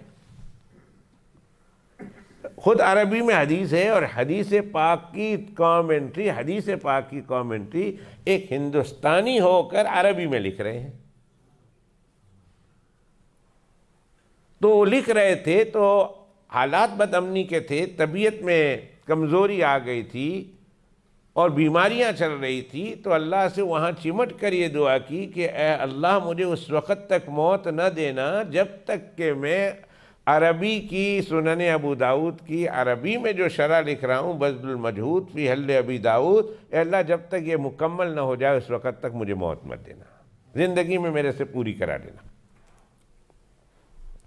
اور حضرت فرماتے ہیں الحمدللہ ثم الحمدللہ، اللہ نے میری حیات میں یہ ابو داؤد کی شرح عربی میں 5 جلدوں میں مکمل کرا دی، 5 جلدوں میں، بڑی بڑی اس کے صفحے اتنے بڑے بڑے ہیں، 5 جلد میں، اور پھر ابھی عرب میں چھاپی جا رہی ہے، بیروت میں چھاپی جا رہی ہے، سعودی عرب میں چھاپی جا رہی ہے، کہیں تو 8 جلد ہے، کہیں 10 جلد ہے، جیسے جیسے سہولت ہے اس کے حساب سے اس کو چھاپ رہے ہیں، اور بڑی مقبول ہے، صرف ہندوستانیوں میں نہیں، صرف عجمیوں میں نہیں، عربوں میں بھی بڑی مقبول ہے، عربیوں میں بڑی مقبول ہے۔ اور تیسری دعا ہمارے بڑے دادا پیر نے ایک کی تھی وہاں ملتزم سے چمٹ کر کہ اے اللہ ایمان کے ساتھ مدینہ منورہ کی موت نصیب فرما، کہ میں ایمان کے ساتھ مدینہ منورہ میں مرنا چاہتا ہوں، اے اللہ مجھے ایمان کے ساتھ مدینہ منورہ کی موت نصیب فرما۔ اور حضرت فرمایا کرتے تھے بھائی 2 دعائیں تو اللہ نے میری قبول کر لی ہے، پتہ نہیں میری تیسری دعا قبول ہوئی یا نہیں، ہوتی ہے کہ نہیں۔ تو جب حضرت نے یہ فرمایا تو آسمان سے آواز تو آئی ہوگی کہ بندے جب میں تیری 2 دعائیں قبول کر سکتا ہوں تو تیسری کیوں نہیں، مجھے کیا تکلیف ہے؟ جب تو نے خلوص کے ساتھ 2 دعائیں مانگی ہے اور وہ اس کی قبولیت میں نے تمہیں دنیا میں دکھا دی ہے، تو پھر تیسری دعا کے قبول کرنے میں کیا ہے؟ یا اللہ، وہ مچھی والا قصہ یاد آ رہا، سنا دوں؟ 9:13 ہوئے ہیں ابھی تو، بہت ٹائم ہے۔ میں وہ مچھی والا قصہ سنا دوں کہ ایک شخص تھا، وہ مالک اس کا بڑا مالدار تھا، بڑا شرابی ٹائپ کا تھا، محفلیں لگتی تھی اس کی، شراب کی محفلیں لگتی تھی، اور جو ہے وہ گانے والی بلایا کرتی تھی، ڈانس اور مجرا ہوا کرتا تھا۔ ایک دن اس نے اہتمام کیا اس طرح کی مجلس کا، اس نے اپنے نوکر کو بلایا اور نوکر کو بلانے کے بعد کہا کہ بھائی بازار جاؤ اور یہ پیسے لے جاؤ، 3 درہم دیے، 3 دینار دیے، جو کچھ پیسے دیے، کہا بازار جاؤ، اس سے شراب اور کباب بھی خرید لینا اور اس سے کچھ مچھلیاں خرید کے لانا، کچھ مچھلیاں خرید کے لے آؤ اور کچھ شراب لے آؤ، رات کو لوگ آئیں گے، وہاں محفل ہوگی، اس میں موسیقی ہوگی اور اس میں گانا ہوگا، اس میں ناچ ہوگا، اس میں مجرا ہوگا، اس میں ڈانس ہوگا، اور اس میں ہم لوگ کھائیں گے پیئیں گے، عیش و عشرت کریں گے، مزہ کریں گے۔ مالک نے اس کو پیسے دیے، کہا بازار سے جا کر اتنے 3 دینار کی یہ چیزیں خرید کے لے آؤ۔ وہ بازار جا رہا تھا، راستے میں ایک اللہ والے کے ساتھ ٹکر ہو گئی، وہ ندا دے رہا تھا، ہے کوئی مجھے جو 3 دینار دے، اس کے بدلے میں اس کے حق میں 3 دعا کروں گا۔ لوگ آگے پیچھے اس کی دعا سن رہے ہیں اور کوئی اس کی طرف متوجہ نہیں ہے۔ اب یہ 3 دینار اس کے پاس ہے، سوچ رہا اگر میں دے دیتا ہوں تو مالک کی مار کھاؤں گا، جب خالی ہاتھ جاؤں گا تو مالک مجھے بہت مارے گا، اور اگر نہیں دیتا تو اس بزرگ کی 3 دعا سے میں محروم رہ جاتا ہوں۔ 3 بزرگ چہرے سے لگتے ہیں، بڑے نیک لگتے ہیں، بڑے صالح لگتے ہیں، بڑے اونچے درجے کے لگتے ہیں، اگر میں ان کی دعا لیتا ہوں تو گھر جا کے مار کھاؤں گا، اور اگر گھر جا کے مار نہیں کھانی ہے تو پھر ان کی دعا سے محروم ہو جاتا ہوں، کیا کروں؟ اب اس نے اپنے دل کے ساتھ بحث شروع کر دی، کیا کرنا چاہیے؟ جانا چاہیے، دینا چاہیے، نہیں دینا چاہیے، جانا چاہیے، نہیں جانا چاہیے؟ بس اپنے دل کے ساتھ بات کرتے کرتے اس نے کہا کوئی گالے نہیں، ذرا میں مار کھا لیتا ہوں، لیکن میں بہرحال ان کو پیسے دے دیتا ہوں، وہ تو پیسے وہاں شراب کباب میں گزاریں گے اور اس کے سبب میں بنتا ہوں، وہ پھر گناہ میں مشغول ہوں گے، ان کو دیکھو اللہ والے، ان کو پتہ نہیں کیا ضرورت پیش آئی ہوگی، چنانچہ 3 درہم ان کو دے دو۔ 3 درہم ان کو دیے، بزرگ نے کہا کرو دعا کراؤ، کہ دعا کرنی ہے۔ کہا ایک دعا یہ کرنی ہے کہ میں غلام ہوں اور میں 2 مالک کے درمیان بٹا ہوا ہوں، 2 مالک کے درمیان بٹا ہوں، ایک میرا مالک آسمانوں والا ہے اور ایک مالک زمین والا ہے۔ آسمانوں والے مالک کی تابعداری کرنا چاہتا ہوں اور فل کرنا چاہتا ہوں، لیکن زمین والا اس کی تابعداری کرنے نہیں دیتا فل، لہذا دعا کریں کہ اللہ سبحانہ و تعالی مجھے زمین والے مالک سے آزادی دے دے تاکہ میں آسمان والے مالک کی تابعداری میں اپنی زندگی گزاروں۔ اب تو ایک میرا مالک ہے دنیا کا، کبھی مجھ سے یہ کام کراتا ہے، کبھی وہ کراتا ہے، کبھی یہ لینے بیچتا ہے، کبھی وہ لینے بیچتا ہے، کبھی گناہ کے کام کراتا ہے، کبھی اچھا کے کام کراتا ہے، لہذا میں 2 مالک کے درمیان بٹا ہوں۔ تو دعا کریں اللہ مجھے دنیا کے مالک سے آزادی نصیب کرے اور میں اس مالک کے فرمان کے تحت رہ کر ساری زندگی گزار دوں۔ ٹھیک، دعا کر دی انہوں نے۔ دوسری دعا، انہوں نے کہا دوسری دعا یہ ہے کہ جتنا میں نے خرچ کیا ہے 3 درہم دیے، اللہ سے دعا کریں کہ اللہ سبحانہ و تعالیٰ اس کا نعم البدل مجھے دنیا میں بھی نصیب کر دے۔ 3 دینار میں نے آپ کو دیے، اللہ اس کا بدلہ مجھے دنیا میں دے دے، تاکہ کسی کے سامنے ہاتھ پھیلائے بغیر، اپنے پیسے ہوں گے تو اپنی عبادت میں مشغول رہوں گا اور اپنی زندگی گزاروں گا۔ انہوں نے وہ بھی دعا کر دی اور کہا تیسری دعا یہ ہے کہ اللہ میرے مالک کی، میرے مالک کی، اس کے دوستوں کی اللہ سبحانہ و تعالی مغفرت فرمائے اور آخرت میں اللہ ان کو جنت میں جگہ ٹھکانہ نصیب فرمائے۔ انہوں نے کہا اچھا یہ بھی دعا، یہ بھی کر دیتا ہوں۔ چنانچہ 3 دعائیں کی اور یہ تینوں دعائیں لے کر اپنے گھر کو واپس آیا۔ مالک دیکھا خالی ہاتھ آ رہا، پوچھا بھئی مچھلی ملی نا؟ بازار بند تھا، مچھلی ختم ہو گئی، شراب نہیں ہے تیرے پاس، آخر بات کیا ہے؟ انہوں نے کہا کہ میرے ساتھ تو یہ حادثہ پیش آیا کہ میں جا رہا تھا، راستے میں ایک اللہ والے ملے اور وہ بہت پریشان دکھائی دیتے تھے، اور اس کے بدلے 3 کے بدلے 3 دعائیں دینے کا انہوں نے وعدہ کیا تھا، تو میں نے وہ 3 دینار ان کو دے دیے، اور مالک یہ ہے لکڑی اور یہ ہے میرا بدن، جتنا مارنا ہے مار لو، میں تھوڑے تیرے خرچ کر کے آیا۔ پتہ نہیں مالک کا موڈ اس وقت کیا بنا تھا، وہ دعا قبول ہوئی تھی نا۔ اس کے آنے سے پہلے میرا مالک جب قبول کرتا ہے یوں کرتا ہے، اس کے آنے سے پہلے اس کے گھر میں لوٹ آنے سے پہلے قبولیت گھر پہنچ چکی تھی، آسمان سے قبولیت پہنچ چکی تھی۔ مالک تو بالکل نرم ہے، کہیے لکڑی لیجئے اور میرا بدن ہے، میری پیٹھ ہے، ماریے جتنا مار سکتے ہیں۔ انہوں نے کہا لکڑی چھوڑ، تو ان کو دے آیا ہے اور کیا دعا کرائیے؟ تو لکڑی چھوڑ، پہلے بتاؤ دعا کیا کرائیے؟ کہا تسی لکڑی پھڑی رکھو، پھڑی رکھو، میں جیڑی دعا کرائی نا تسی اینڈ وچ جا کے مینوں کٹنا ہی کٹنا ہے، مینوں پتہ ہے تسی مینوں مارنا ہی مارنا ہے، اخیر میں جا کے آپ نے مجھے مارنا ہی مارنا ہے، اس واسطے کہ دعا جو ہو جائی کرائیے۔ انہوں نے کہا بتاؤ تو صحیح دعا کیا کرائی؟ نے کہ میں تواڈے تے بڑا تنگ ہاں، مالک کو کہہ رہا میں تواڈے تے بڑا تنگ ہاں، جدوں دیکھو مینوں نماز پڑھنا ہوں، قرآن شریف پڑھ رہا ہوں، تسبیح پڑھ رہا ہوں، رات کو میں اللہ کی عبادت میں مصروف ہوتا ہوں، آپ دیکھتے اس کے کمرے کی بتی جل رہی ہے، اس کی آنکھ کھڑک ہوئی، آواز دے کر بلا لیتے ہو، بدن دباؤ، یہ کرو وہ کرو فلاں کرو ٹیم کرو، ساری دن بھی آپ مجھ سے کام لیتے ہیں، ساری رات بھی کام لیتے ہیں، اور میں اپنے اصل مالک کا فرما بردار بندہ رہ کر نہیں جی رہا ہوں۔ تو میں نے ان سے دعا کرائی اللہ تواڈے کول میری جان چھوڑ دے، تواڈے کول میری جان چھوٹ جائے، ان سوٹا لو تو کٹو مینوں، میں ہو جی دعا کرائی۔ غصے والی دعا ہے نا کہ تو اچھا ایک تو میرے پیسے خرچ کر کے آیا اور دوسرا مجھ سے جان بھی چھڑانا چاہتا ہے۔ لیکن میں نے یہ بتایا کہ جب دعا کی جا رہی تھی قبولیت پہلے پہنچ چکی تھی۔ ابو ہریرہ کہاں یاد آ گیا تو؟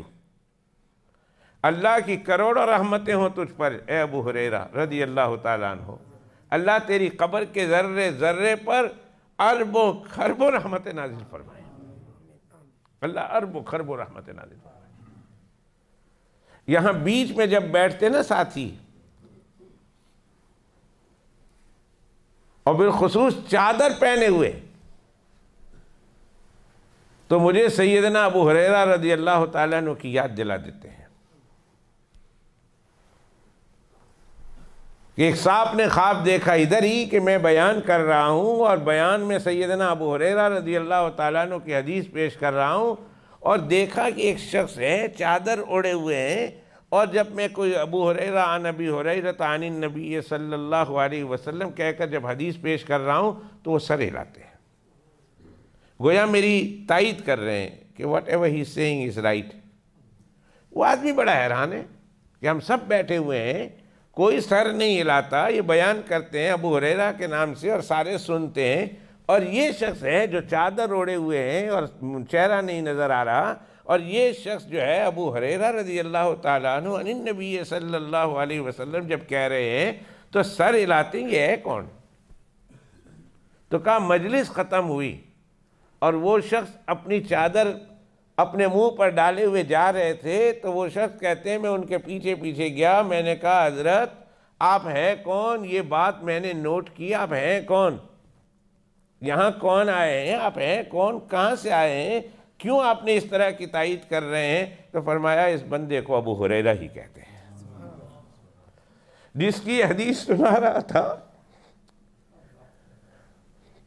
نبی ہریرہ عن النبی صلی اللہ علیہ وسلم کہہ کر حدیث سنا رہے تھے، وہ ابو ہریرہ میں ہی۔ تو سیدنا ابو ہریرہ رضی اللہ تعالیٰ عنہ مجھے یاد آ گئے، اللہ کے پیغمبر علیہ السلام کے دربار سے اٹھ کے جا رہے ہیں اور واپس آ رہے ہیں، گئے تو خوشی خوشی گئے ہیں اور آئے ہیں تو روتے ہوئے آ رہے ہیں، رات کا وقت ہے۔ ابو ہریرہ یہ رات کا وقت تو گھر میں گزارنے کا وقت ہے، تو میرے پاس سے ہنسی خوشی سے گیا تھا اور تو یہ روتا ہوا واپس کیوں آیا؟ کہ اللہ کے پیغمبر علیہ السلام میں آپ کے پاس سے گیا تھا، گھر میں میری بوڑھی ماں میرا انتظار کر رہی تھی، اور جب میں لیٹ گیا ہوں تو پوچھا کہاں سے آئے ہو؟ تو میں نے کہا آپ کی مجلس سے آیا ہوں، تو انہوں نے آپ کو برا بھلا کہنا شروع کر دیا، آپ کو گالیاں بکنی شروع کر دی۔ اے اللہ کے پیغمبر علیہ السلام، ایک طرف میری ماں تھی اور ماں کے احترام کا، ماں کی عزت کا، ماں کی عظمت کا، ماں کی توقیر کا آپ نے حکم دیا ہے، اور ماں کو برا بھلا کہنے سے آپ نے روکا ہے۔ اس لیے میں نے ذرا اپنے جذبات پر کنٹرول کر کے، جذبات پر تھوڑا سا کنٹرول کر کے میں ماں کو کچھ کہے بغیر گھر سے نکل آیا ہوں آپ کی مجلس میں۔ ابو ہریرہ کیوں رو رہے ہو؟ کہ اللہ کے پیغمبر علیہ السلام میں اس لیے رو رہا ہوں، یہ تو روز روز کا کھیل ہے، گھر جاتا ہوں ماں آپ کو برا بھلا کہتی ہے اور میں آپ کی مجلس چھوڑنا نہیں چاہتا، اور پھر میں ان کی برا بھلا سن نہیں سکتا ہوں، آپ دعا کر ہی دیجئے کہ اللہ میری ماں کو ہدایت دے دے، اب دعا کر دیجئے۔ ابو ہریرہ کہتے ہیں جیسے ہی میں نے کہا اے اللہ کے پیغمبر میری ماں کے لیے دعا کر دیجئے، اللہ تعالیٰ میری ماں کو ہدایت دے، اللہ کے پیغمبر علیہ السلام موڈ میں تھے، ہاتھ اٹھا دیے اور فرمایا اے اللہ ابو ہریرہ کی ماں کو ہدایت دے دے، اللہم اہد ام ابی ہریرہ، اے اللہ ابو ہریرہ کی ماں کو ہدایت دے دے۔ یہ دعا دی اللہ کے پیغمبر علیہ السلام نے، اور میں دعا سن کر گھر کی طرف بھاگے جا رہا ہوں۔ راستے میں مجھے چند بڑے بڑے صحابہ کرام ملے۔ ابو ہریرہ صوفی صحابی تھے، اور صوفی لوگ اس طرح کی جب حرکتیں کبھی کبھی کرتے ہیں تو بڑا تعجب ہوتا ہے، یہ صوفی صاحب دوڑ رہے ہیں۔ ابو ہریرہ کہاں دوڑ رہے ہو؟ محدثین کی جماعت میں سے تھے۔ ابو ہریرہ آپ صوفی صحابی، آپ کہاں دوڑ کر جا رہے ہو؟ انہوں نے کہا اونٹ نہیں، میں بعد میں ملتا ہوں۔ کہا ٹھہر تو صحیح، بتاؤ تو صحیح کہاں بھاگ کے جا رہے ہو؟ کہا اونٹ ٹائم نہیں ہے، بعد میں ملوں گا۔ جب دو تین صحابی نے پوچھا تو آخر میں بھاگتے بھاگتے جواب دی کہ میں اپنے گھر کی طرف جا رہا ہوں، اور اس لیے سرپٹ بھاگ رہا ہوں، میں یہ دیکھتا ہوں کہ میں پہلے گھر پہنچتا ہوں یا میرے پیغمبر کی دعا مجھ سے پہلے پہنچتی ہے، میں اس لیے بھاگ رہا ہوں، میں اس لیے جا رہا ہوں گھر کے، میں جا کے دیکھوں کہ میں پہلے گھر پہنچتا ہوں یا میرے پیغمبر کی دعا پہلے پہنچتی ہے۔ جب حضرت ابو ہریرہ رضی اللہ تعالیٰ عنہ گھر کے دروازے پر پہنچتے ہیں تو اندر سے پانی کے ٹپکنے کی آواز آتی ہے، اور دروازہ اندر سے بند ہے۔ انہوں نے ہلایا تو فرمایا ابو ہریرہ ابھی نہ آنا، تو ابھی باہر انتظار کر میرا، ابھی نہ آنا، میں تیری ماں ہوں، غسل کر رہی ہوں۔ جب غسل سے فارغ ہوئی کپڑا پہن کر باہر آئی اور کہا ابو ہریرہ اندر داخل ہونے سے پہلے مجھے لے چل۔ کہاں لے چلوں؟ کہا تیرے پیغمبر حضرت محمد الرسول اللہ صلی اللہ علیہ وسلم کے پاس، کیا اماں وہاں جا کر اب ان کو گالی دیں گی؟ فرمایا نہیں بیٹا، اب جس طرح تو ان کا غلام ہو چکا ہے، میں بھی ان کے ہاتھوں میں ہاتھ رکھ کر ان کی باندھی ہونا چاہتی ہوں، میں بھی مسلمان ہونا چاہتی ہوں۔ جس طرح تو نے ان کا کلمہ پڑھا ہے، میں بھی ان کا کلمہ پڑھ کر مسلمان ہو جانا چاہتی ہوں۔ بیٹا تو مجھے ابو ہریرہ سے کہہ رہے بیٹا چل مجھے رسول اللہ صلی اللہ علیہ وسلم کی خدمت میں لے جا۔ تو قبولیت پہلے پہنچ چکی ہوتی ہے۔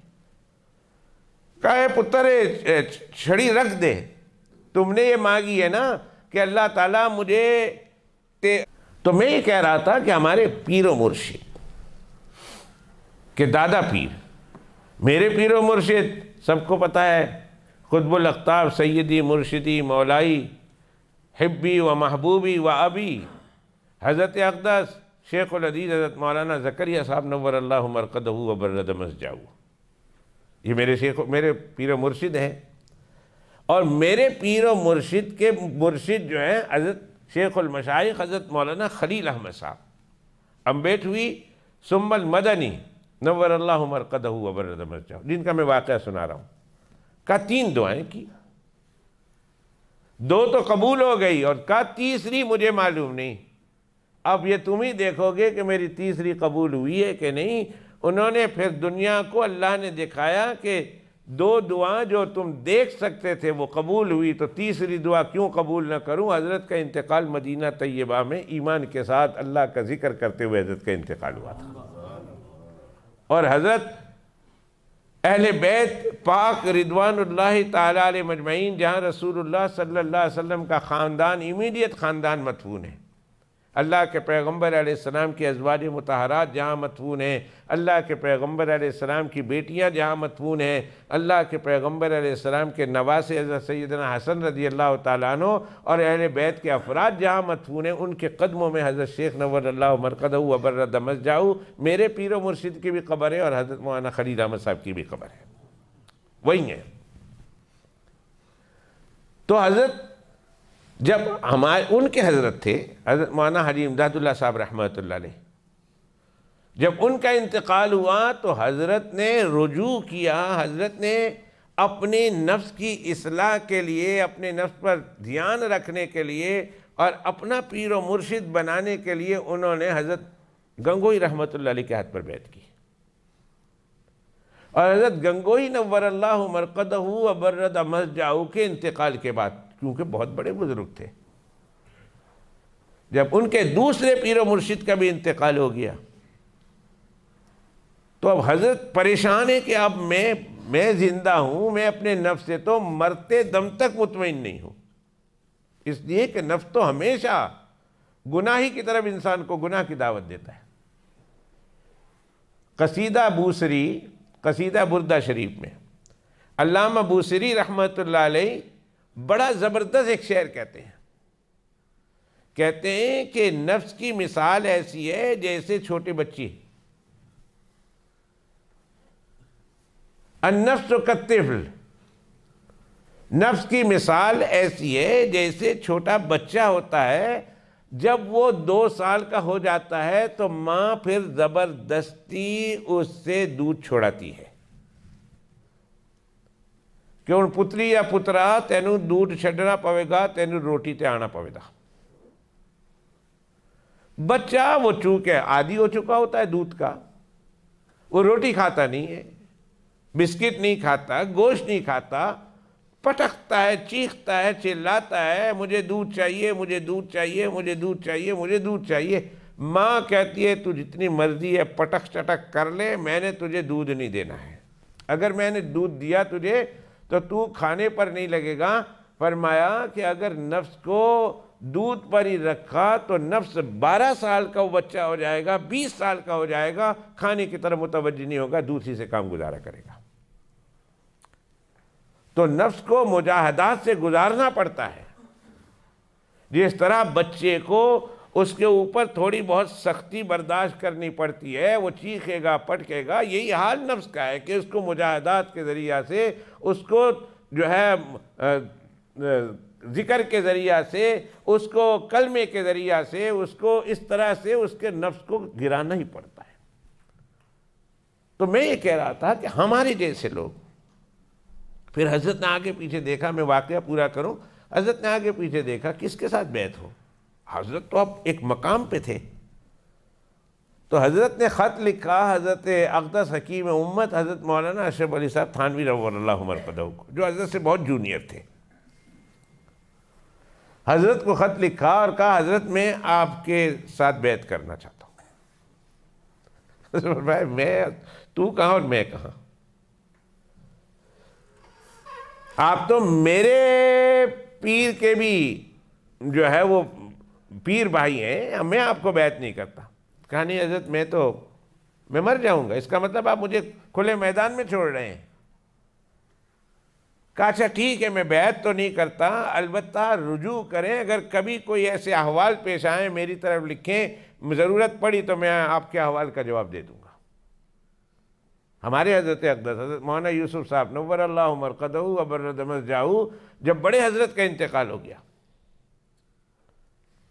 تو حضرت نور اللہ مرقدہ وبرد مسجعہ کے انتقال کے بعد ہمارے دارالعلوم میں ایک بہت بڑے بزرگ تشریف لائے پاکستان سے، حضرت اقدس حضرت مولانا الشاہ حکیم اختر صاحب نور اللہ مرقدہ، کراچی کے تھے، بہت بڑے بزرگ تھے، بہت بڑے بزرگ۔ مولانا حکیم اختر صاحب رحمۃ اللہ علیہ، حضرت سے ملاقات نہیں ہوئی تو حضرت کو خط لکھا، حضرت کو 2-4 باتیں حضرت کو لکھی اور حضرت کو یہ لکھا کہ آپ کے پیر و مرشد کا انتقال ہو گیا ہے، تو اب پیر و مرشد کے انتقال کے بعد آپ نے کسی سے رجوع کیا ہے یا نہیں، اور اگر نہیں کیا ہے تو کر لیں۔ اللہ اکبر! جو 10,000 مریدوں کا پیر ہے،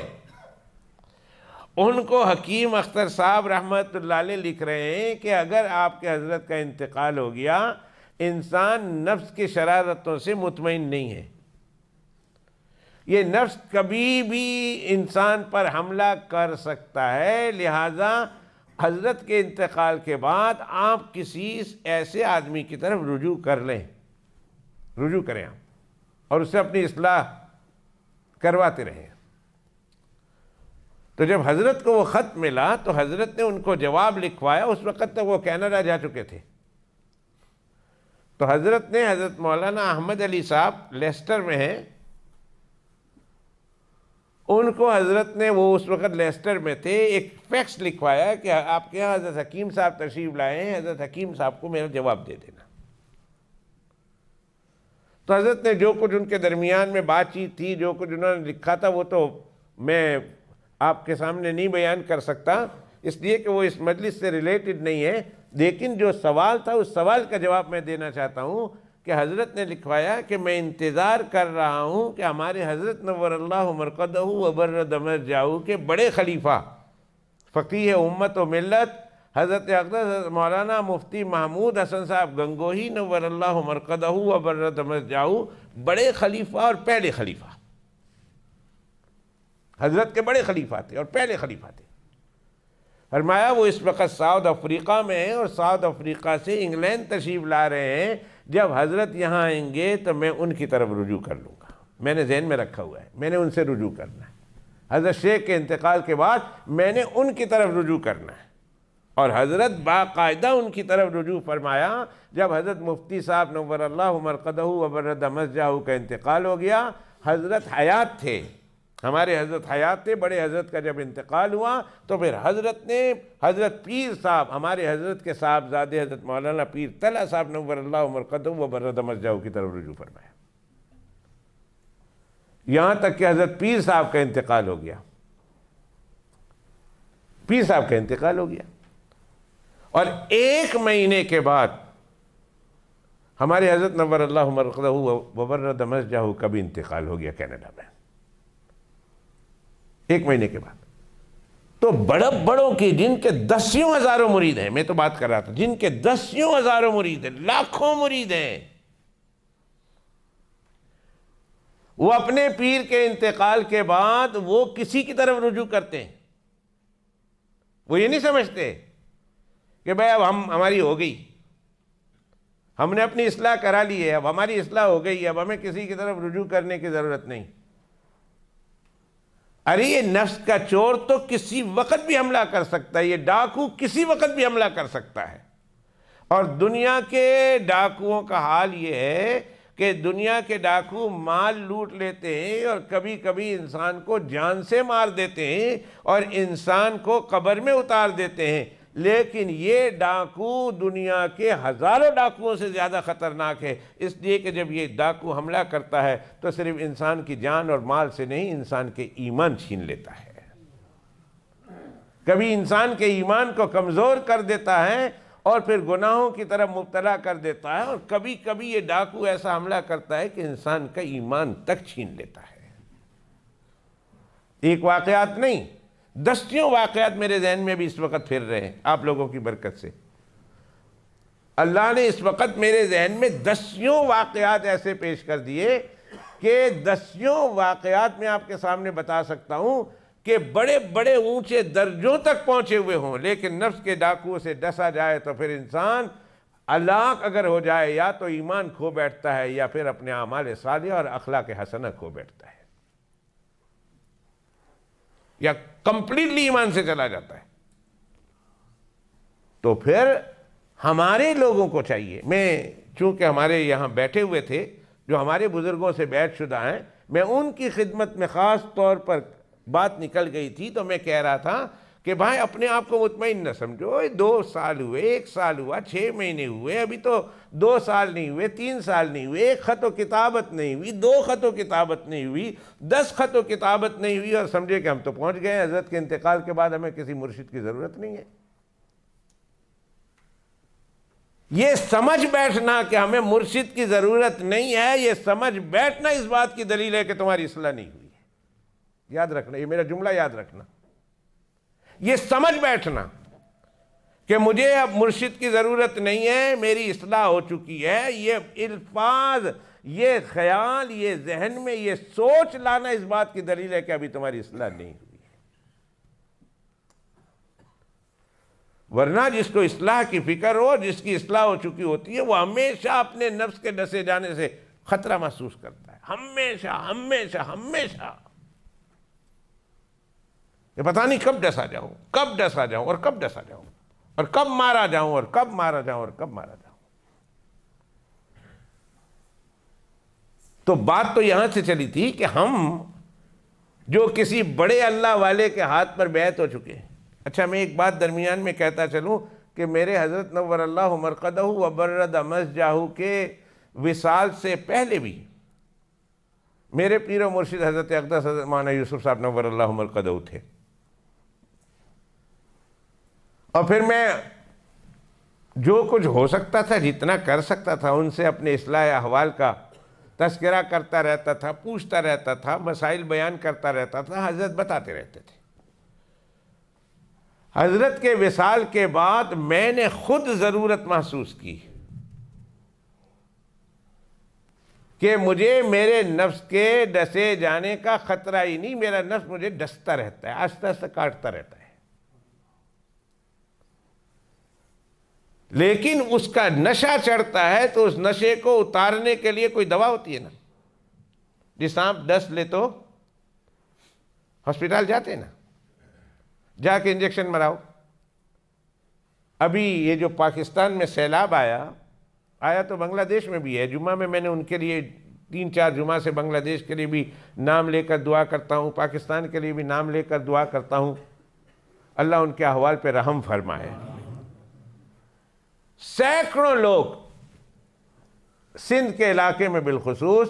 سینکڑوں لوگ سانپ کے بلوں میں پانی گھس جانے کی وجہ سے بڑے بڑے سانپ، بڑے بڑے اژدہے بلوں سے نکل آئے اور انسانوں کو ڈس دیتے، انسان مر جاتا ہے۔ بائی دا ٹائم وہ گاؤں سے اپنے اس سانپ کے ڈسے ہوئے کو لا کر شہر کی طرف لاتے، کیونکہ گاؤں میں ڈسپنسری میں تو کوئی انجیکشن ہوتی نہیں ہے، بڑے بڑے شہروں کے ہسپتالوں میں ہوتی ہے، بائی دا ٹائم ادھر سے ادھر تک لائے انسان مر جاتا ہے۔ تو ضرورت ہے کہ وہیں جہاں سانپ نے ڈسا ہو وہیں کہ وہیں اس کو مار دیں، اسے انجیکشن لگا دیں، اس کی حدت کو، اس کی شدت کو، اس کے زہر کو کنٹرول کر لیں، وہاں ختم کر لیں۔ تو میرا تو نفس کا سانس مجھے ہمیشہ ڈستا رہتا ہے، اور میں اپنے نفس سے کسی صورت میں بھی مطمئن نہیں ہوں۔ تو الحمدللہ ثم الحمدللہ ثم الحمدللہ میں نے بھی کسی بزرگ کے ہاتھوں پر بیعت کر لی حضرت کے بعد، اصلاح احوال کے لیے محتاج ہوں۔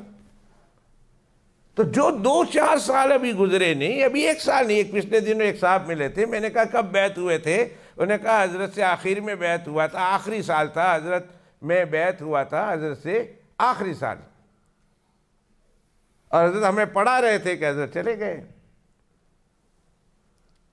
تو میں نے کہا اس کے بعد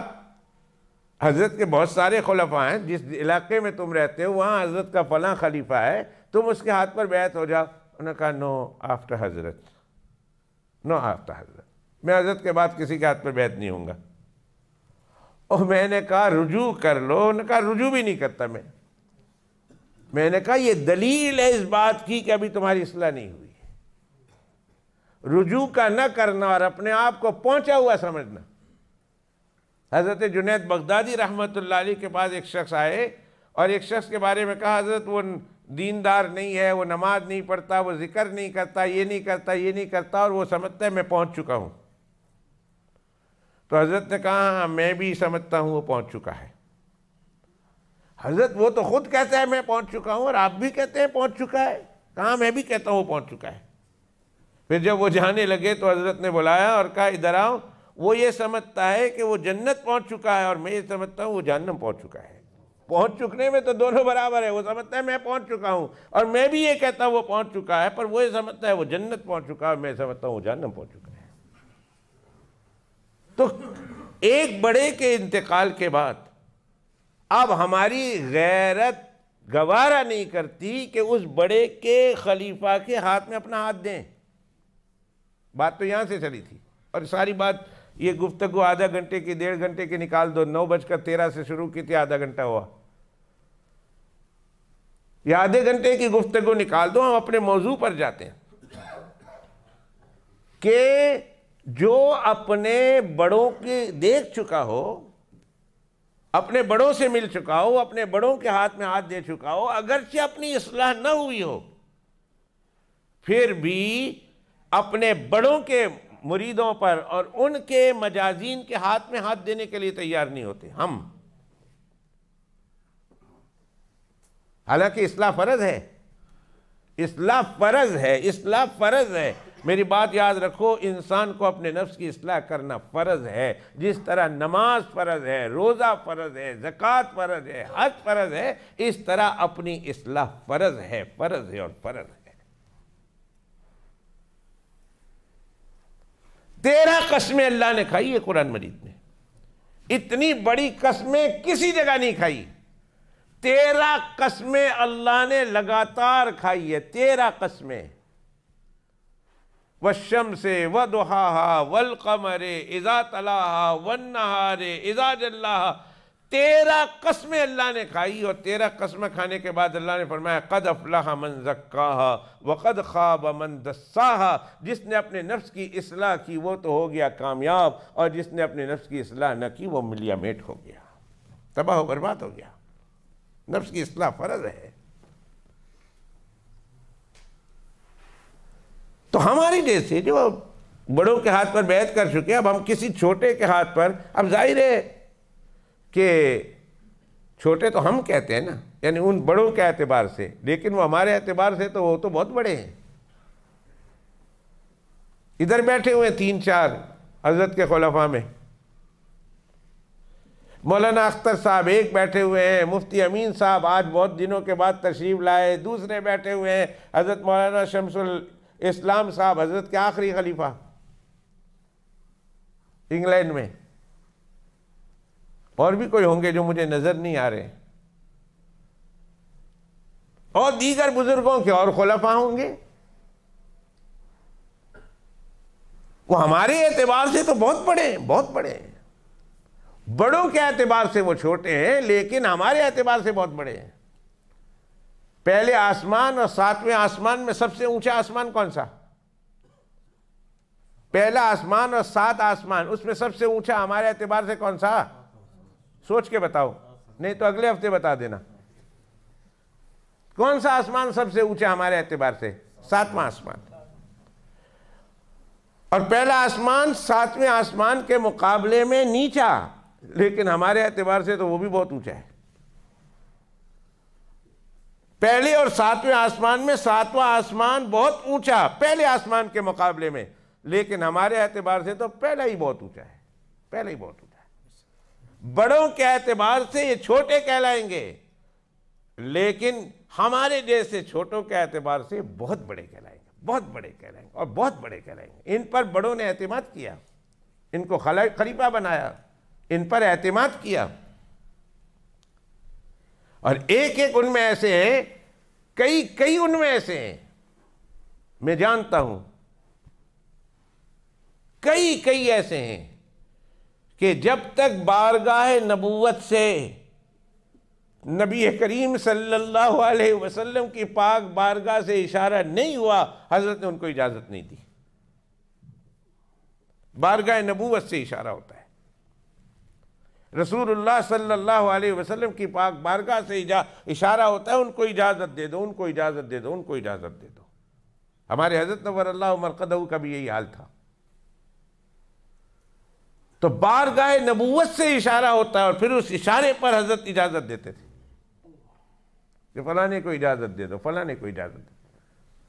اور جس کی اصلاح نہیں ہوئی وہ ان لوگوں کے ہاتھ پر ہاتھ رکھنے کے لیے تیار نہیں، کیونکہ ہم نے بڑوں سے بیعت کی ہے تو اصلاح ہوئی نہیں، تو بیعت تو ہوتی اصلاح کے لیے، اور اصلاح ہوئی نہیں تو پھر ان کی طرف رجوع کرو نا۔ اور یہاں معاملہ الٹا ہے، یہاں حضرت حسین نے رسول اللہ صلی اللہ علیہ وسلم کا زمانہ دیکھا۔ غور کیجئے، حضرت حسین نے 6.5 سال تک اللہ کے پیغمبر علیہ السلام کی حیات طیبہ کو دیکھا، 2-2.5 سال تک حضرت سیدنا ابو بکر صدیق رضی اللہ تعالیٰ عنہ کی خلافت کو اور ان کے زمانے کو دیکھا، 10-12 سال تک حضرت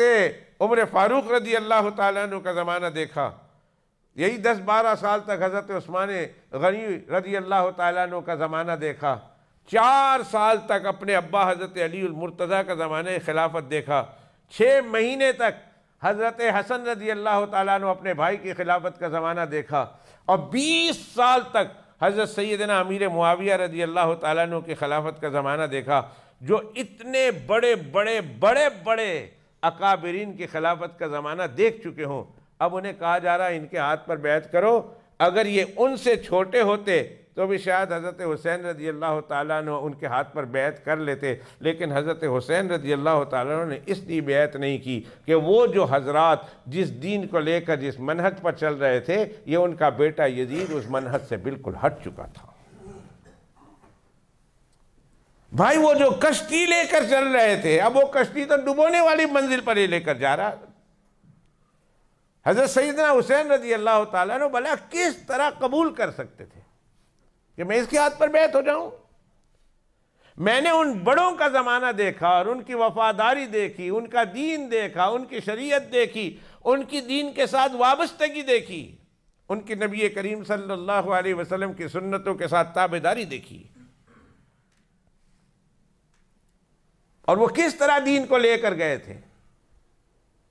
اب اسی دین کی ذمہ داری اور اسی دین کی گاڑی کا لگام اس کے ہاتھ میں آیا ہے جو شرابی ہے، اس کے ہاتھ میں آیا ہے جو جواری ہے،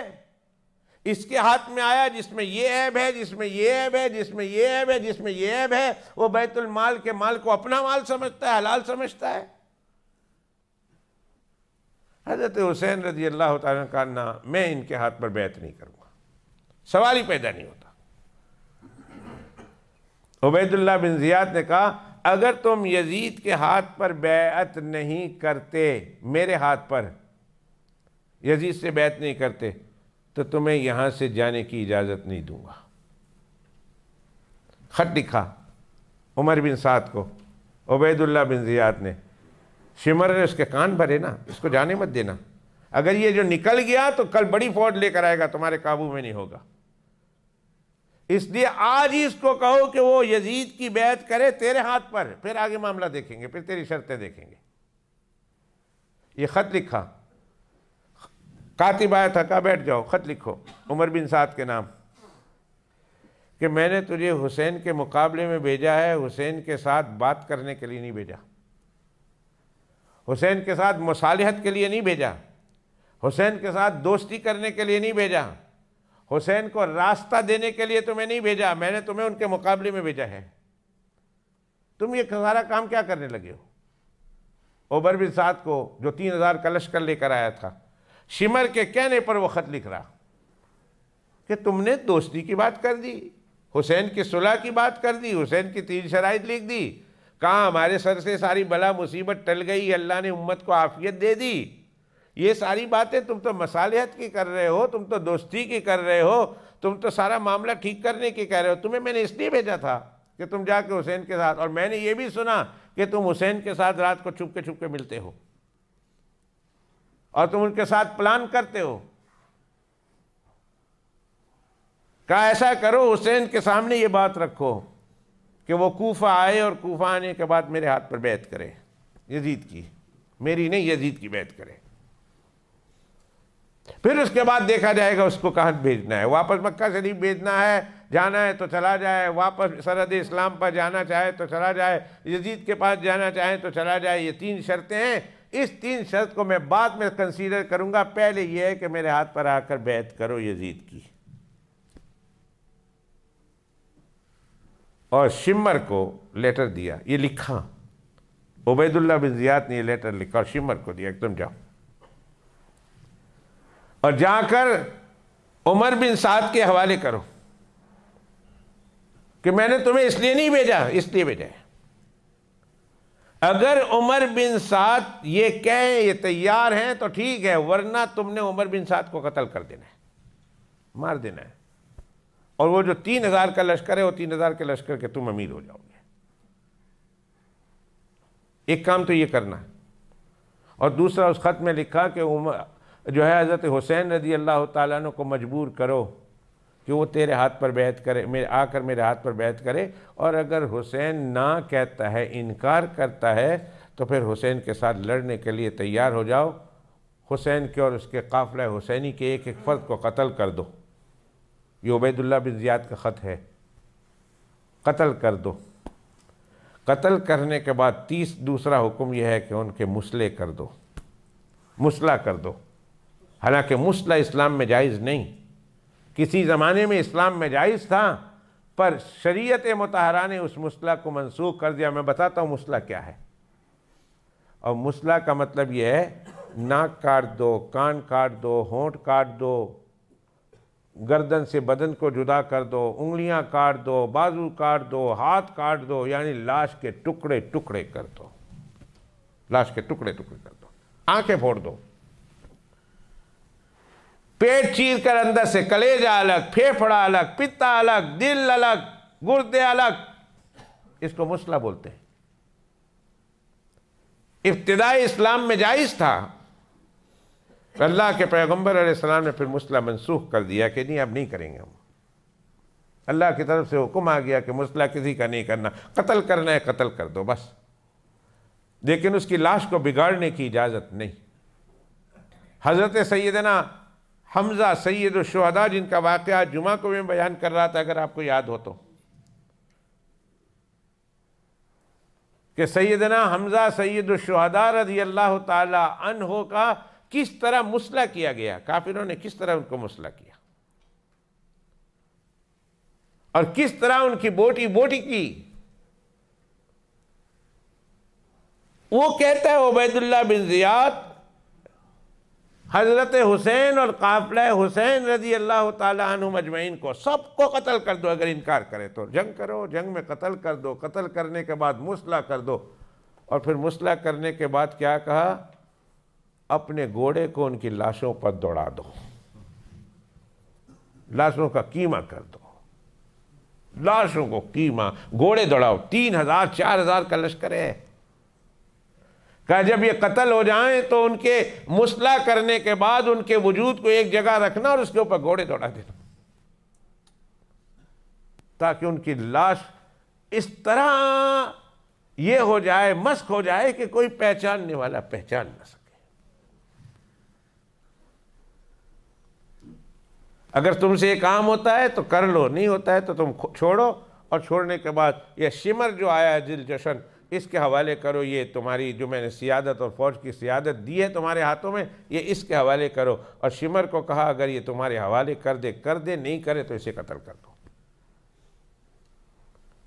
شمر یہ خط لے کر 9 محرم الحرام کو اس جگہ پہ پہنچتا ہے جہاں قافلہ حسینی موجود ہے، اور اس جگہ کو کرب و بلا کہتے ہیں، ارض کرب و بلا. یہ کربلا کی سرزمین میں قافلہ روک دیا ہے.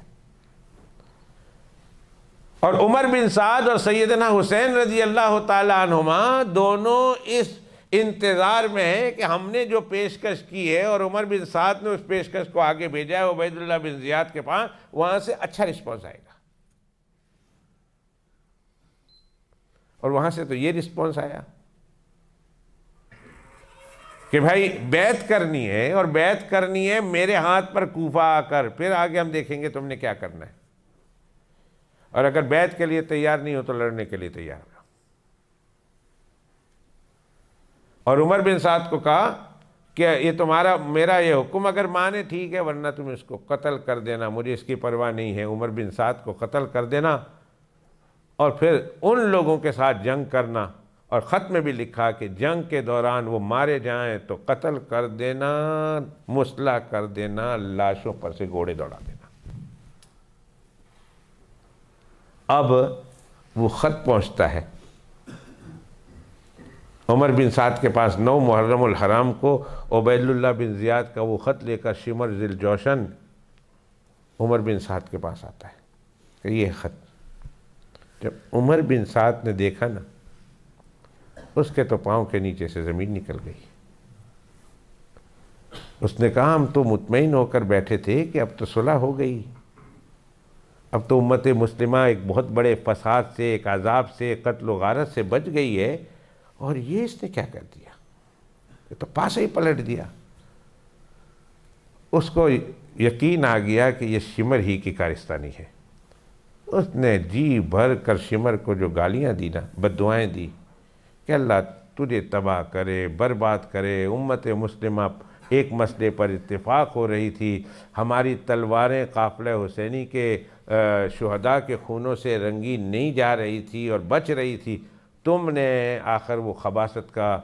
جو ہے ثبوت دیا، اور تم نے امت مسلمہ کو پھر لڑانے کی سازش کر دی. اس نے کہا یہ گلاں بات وچ کریں گے، پہلے میں نے دس تو یہ آرڈر لے کر جا رہا کہ نہیں حضرت حسین کے پاس کہ بھائی وہاں سے لیٹر آ گیا ہے، وہ کہتا ہے بیعت کرو کوفہ آ کر، پھر آگے بات کریں گے، یا نہیں جا رہا؟ وہ تو انتظار میں تھا کہ یہ چلا جائے، یہ نہ کہے تو اس کی گردن اڑا دوں، اور اگر ہاں کہے تو پھر یہ آگے جائے. خط میں لکھا تھا عبید اللہ بن زیاد نے عمر بن سعد کو کہ اگر تم نے میرا حکم مانا تو بڑا انعام دوں گا، بڑا انعام دوں گا. عمر بن سعد اپنی جان بچانے کی غرض سے انعام کے لالچ میں اس کے ذہن میں بھی فتور آ گیا، اور اس نے حضرت حسین رضی اللہ تعالیٰ عنہ تک پیغام بھیجا کہ بھئی عبید اللہ بن زیاد کا یہ پیغام آ گیا ہے کہ تم نے بیعت ہر صورت میں یزید سے ہونا ہے، اور کوفہ آ کر عبید اللہ بن زیاد گورنر کوفہ کے ہاتھ پر یزید کی بیعت کرنی ہے. بتاؤ تمہارا پروگرام کیا ہے؟ سیدنا حسین رضی اللہ تعالیٰ عنہ کو جب ملا